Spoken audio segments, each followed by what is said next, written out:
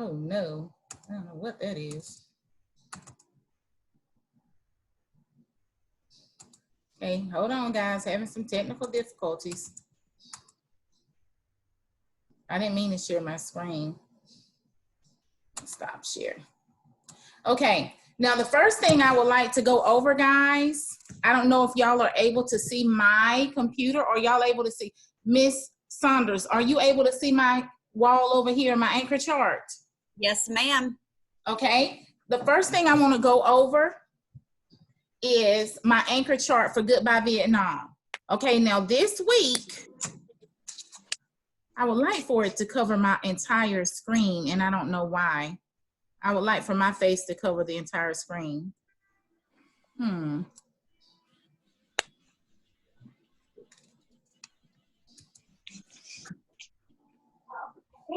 There we go. Okay, now, here we go, guys.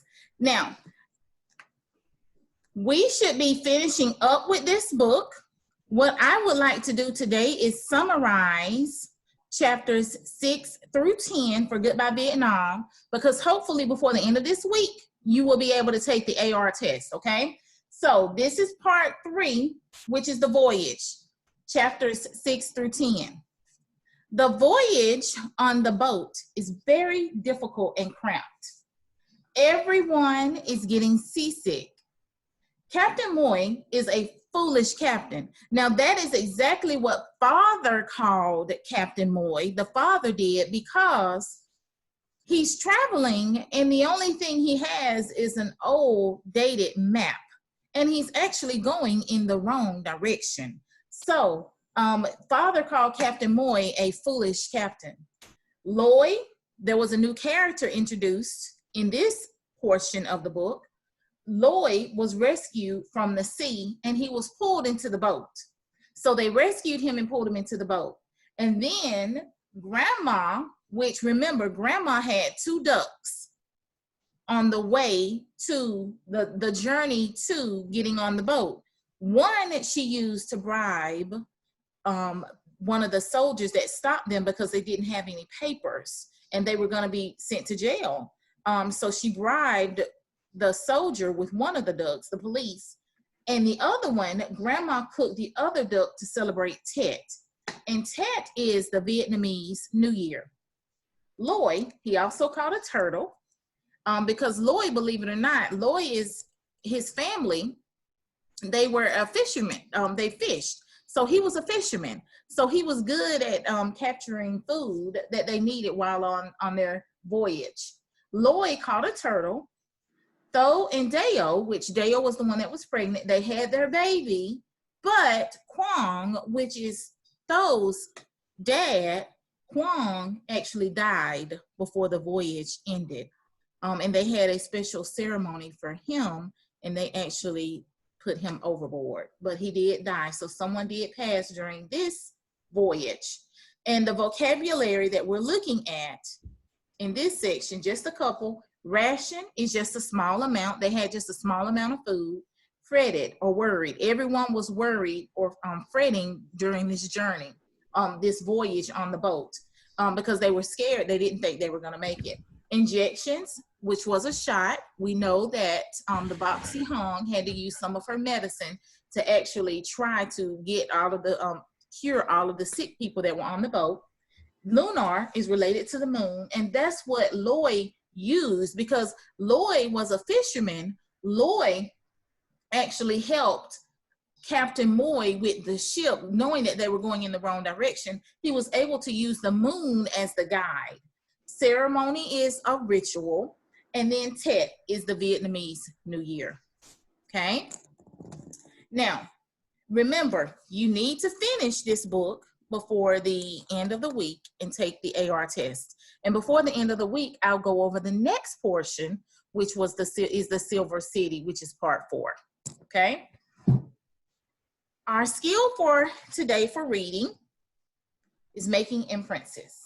Now, making inferences is something very simple, because we do it all the time. When we read between the lines, or when we have to infer something of what we read or something that someone said when they don't say it, and we kind of have to read between the lines of what they're saying.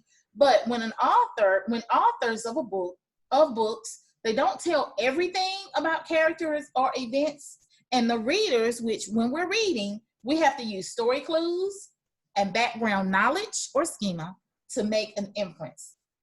Now, to make an inference, you use the evidence from the text, which is TE, plus BK, which is background knowledge. It's what we already know, our prior knowledge, and then we make an inference. And when we infer, we just draw conclusions based on evidence from the text and your thoughts. And an inference is a conclusion drawn from evidence and prior knowledge. And making an inference, we just read between the lines, okay? We just read between the lines. Now, the first thing that we're going to do is I'm going to go over a PowerPoint. And then I'm going to also use the chat feature to get you guys to answer some questions, okay? Well, what is an inference? Much of what we understand from a text is not written or stated by the author. A lot of times, an author will give us enough clues to figure things out on our own. Well, let's take this example.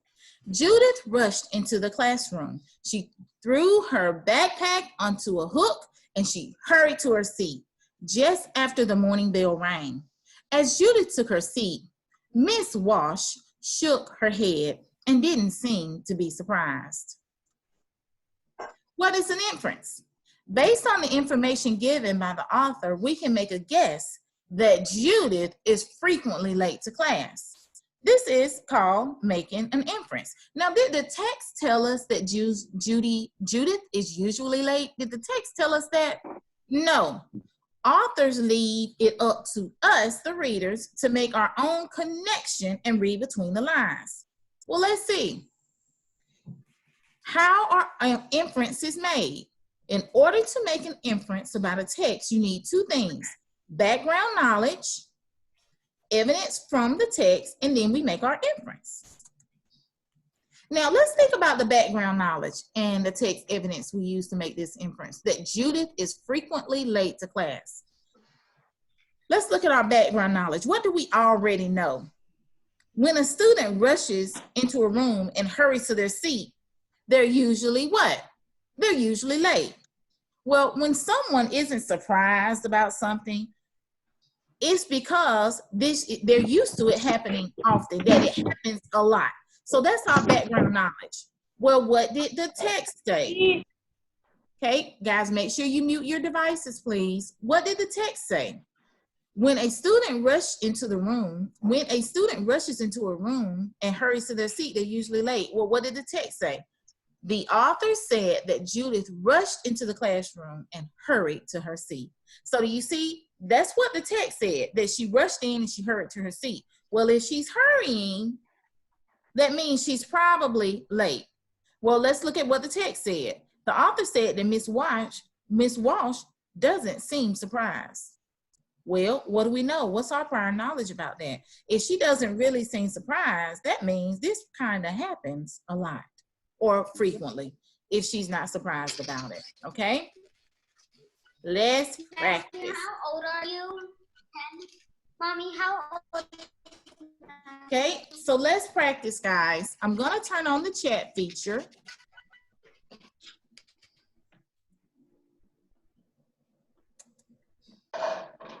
Okay, let's take a look. Let's read this text. Awaiting dad. Every day, Martha waited for her dad to return home from work. Sometimes before dinner, Martha would hear her father's car slowly pull into the driveway. She eagerly watched him exit the car and make his way up to the front door. She loved the way his white coat would sway behind him like sheets blowing in the wind, and the way the setting sun would beam off of his stethoscope still around his neck. her dad was finally home. Okay, the question that I'm going to ask you guys is, what job do you think that Martha's dad has? What job does Martha's dad have? What do you think? Answer it in the chat, please. Okay, good job, Nathan, Naomi. What do you think? What do you think Martha's dad, what is Martha's dad's job?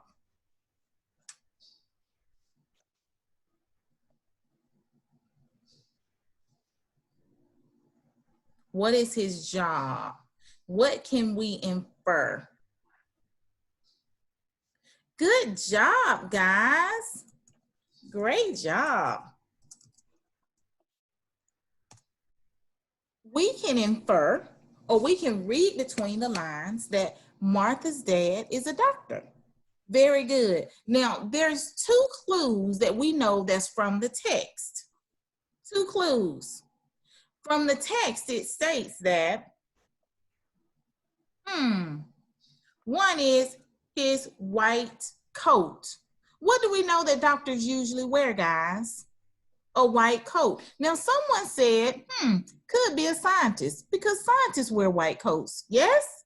Good, they do. So it could be a scientist, but look at the other clue. Look at the other clue.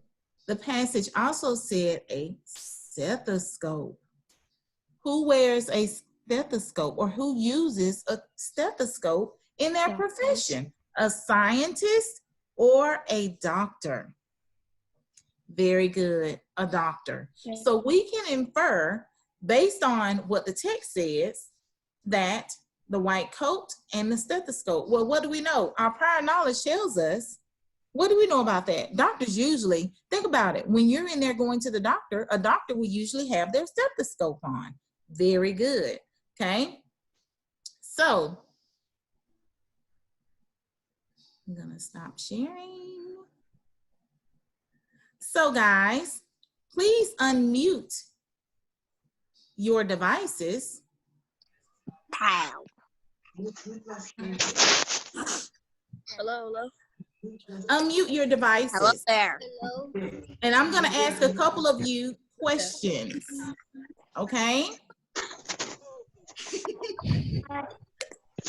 Now, I'll start with, actually, I probably should have, you know what I would like for you all to do, guys?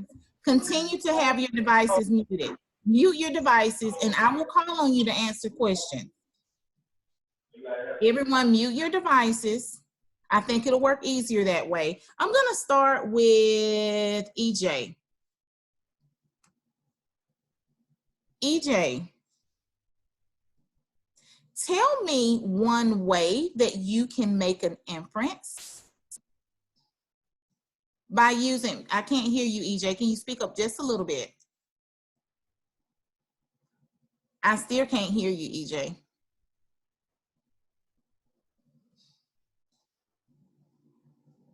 EJ, I don't hear you, love.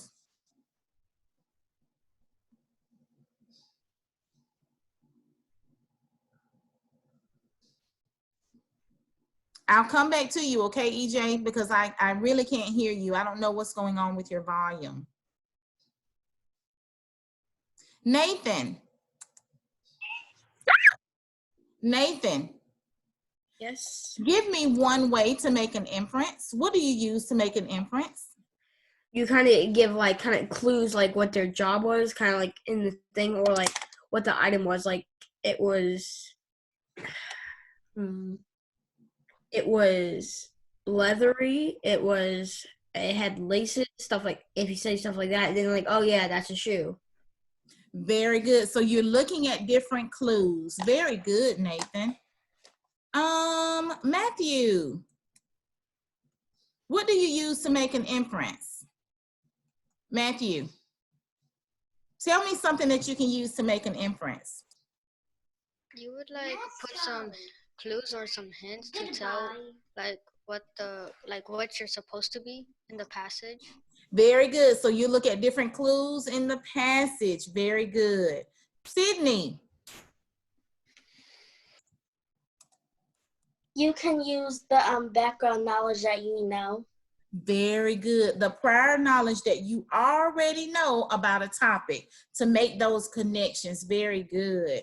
And Naomi, when you make an inference, you have to read between the what? Lines. You have to read between the lines. Does the author tell you directly what is going on, or do you have to figure it out? You have to figure it out. You have to figure it out on your own. Very good. So guys, remember, when you make an inference, you're simply looking at the evidence from the passage, the clues, what you already know, your background knowledge, and then you make your inference when you're reading between the lines. Okay, so we have a couple of passages that we want to work on to practice, and then we'll be finished. Okay, continue to make sure your devices are muted. And I'm going to use the chat feature again. Are we ready? First one, Ryan. Ryan was looking forward to sleeping over at his friend Robert's house. Though they had been classmates for a while, the two had only recently become good friends. Ryan packed up his sleeping bag, a pillow, and a few of his favorite toys and games, and then his mom dropped him off at Robert's. Robert met Ryan on the porch, and the two did their secret handshake, and they started playing right away. First, they played pirates in Robert's tree fort. Next, they played ninjas in the driveway. And then it started getting dark, and they went inside of Robert's house. As soon as they walked in the house, Ryan's eyes started getting red and itchy. He saw a big orange cat sitting on the porch. Then he started sneezing uncontrollably. I'm sorry, Robert. It's been a lot of fun, but I have to call my mom. Why do Ryan's eyes get red and itchy when he walks into Robert's house? Why did his eyes get red and itchy? Can y'all answer that in the chat? Why did his eyes get red and itchy?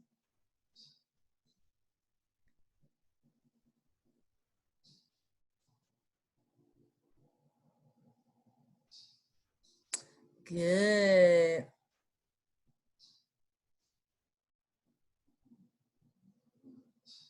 Good going, guys. You are right.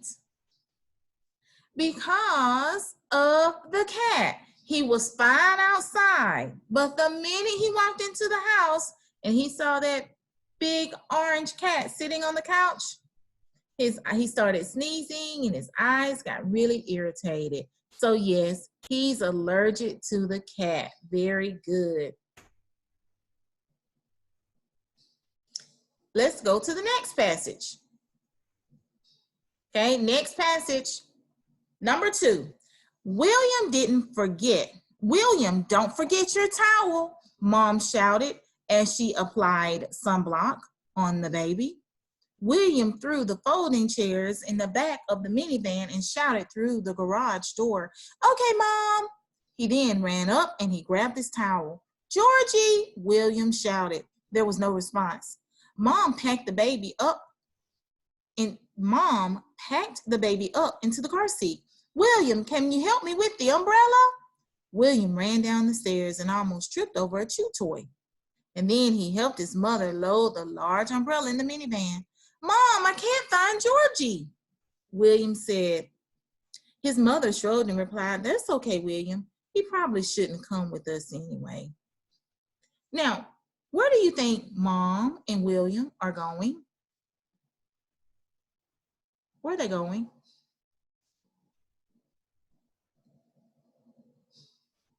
Where's Mom and William going?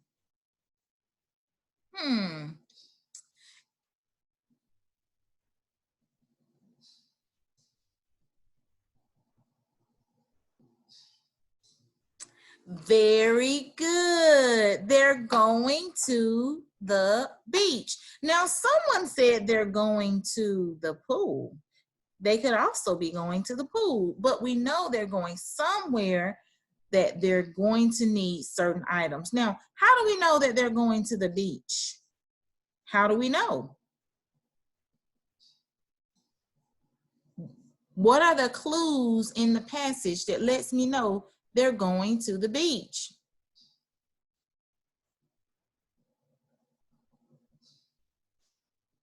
What are some clues? Type it in the chat. Just give me one clue.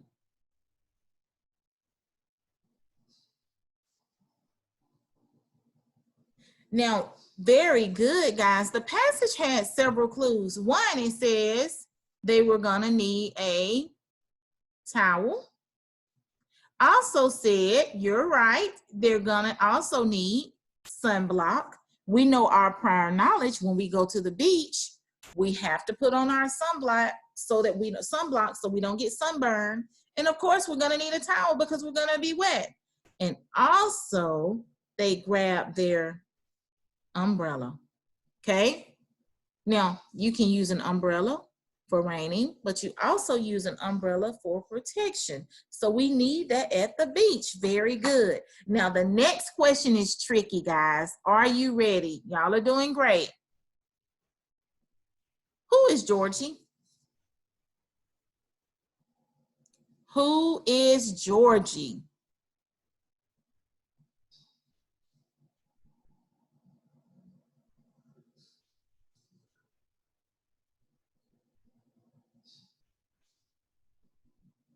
Who is Georgie? Now, is Georgie the baby brother? Because a baby was mentioned. Could Georgie be the baby? No, you guys are correct. Georgie is their pet or their dog. Why do we know it's a dog or a pet? Think about it. Would the mom just say, oh, it's okay. We can just leave him. They probably shouldn't come with us anyway. Do you think the mom would leave a baby at home or a baby sister or a baby brother at home like that? No, she wouldn't. Very good. Also, he tripped over a chew toy. And who do we know uses chew toys? Our pets, our dogs. Very good, very good. Okay, we're gonna do one more. Good job, guys. Y'all ready for the last one?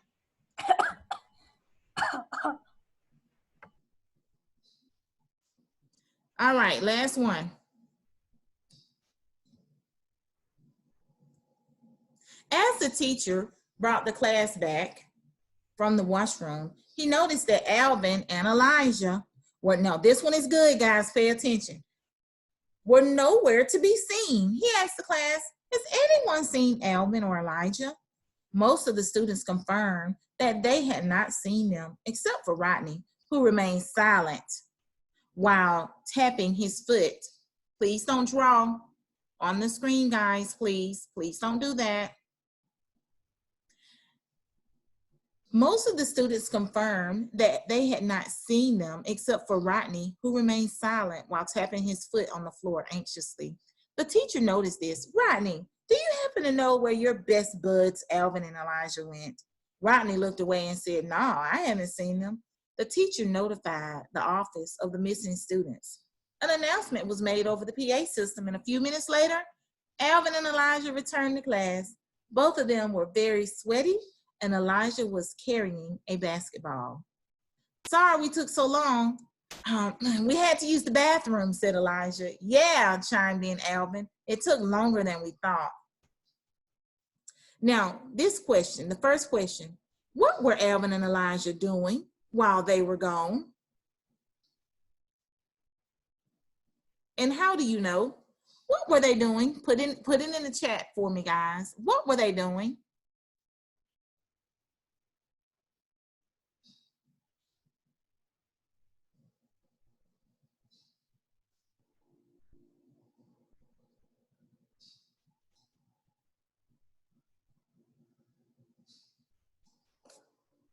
What were the boys doing? Ah, those sneaky, sneaky, sneaky boys. Yes, they were playing basketball. And how do we know? Because the text tells me that they came back, although they were dishonest to their teacher because they didn't want to get in trouble. The text says that they were very sweaty and Elijah was carrying a basketball. And we know that when you're playing any activities or outside sports, especially basketball, you're gonna sweat. And of course, you're gonna need the actual basketball with you. Your prior knowledge tells you that. You know that in advance, okay? So yes, they were playing basketball. The next question, why was Rodney acting so strangely? Was Rodney acting strange? Why was he acting strange? Why, the next question, why was Rodney acting so strangely?